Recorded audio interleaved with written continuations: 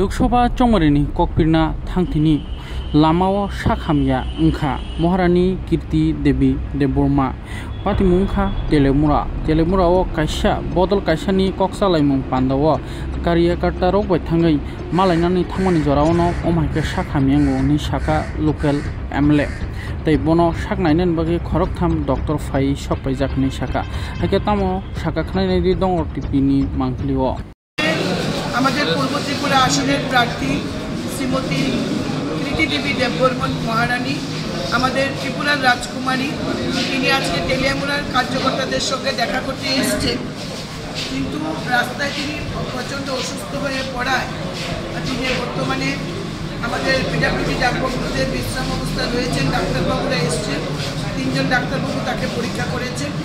আমরা এখন যাচ্ছি আমাদের প্রার্থীর সঙ্গে দেখা করব, নমস্কার বিনিময় করবেন আমাদের কার্যকর্তারা। আমাদের লক্ষ্য ছিল, আমাদের বুথে বুথে কর্মসূচি চলছে, আমরা তৈরি পুরোপুরি নির্বাচনের জন্য।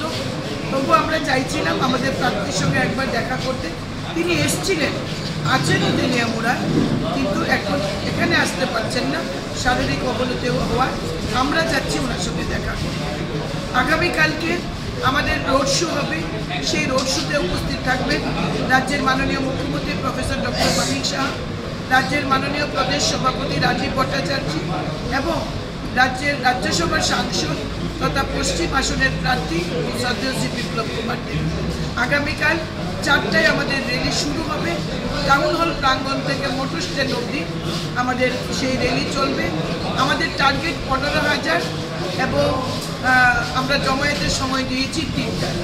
আপনাদের মাধ্যমে তেলিয়ামুড়াবাসীকে আমি আহ্বান করব, কালকের এই রোড শোকে আপনারা সাফল্যমণ্ডিত করবেন এবং পূর্ব ত্রিপুরার আসনের যে ভারতীয় জনতা পার্টি, ত্রিপুরা প্রথা ও আইপিএফকে সমর্থিত এই প্রার্থী মহারানী কীর্তি দেবী দেববর্মাকে আপনারা বিপুল ভোটে জয়যুক্ত করবেন, এই প্রত্যাশা রেখে আজকে আপনাদের সবাইকে নমস্কার জানিয়ে আমার কথা বলা শেষ করছি।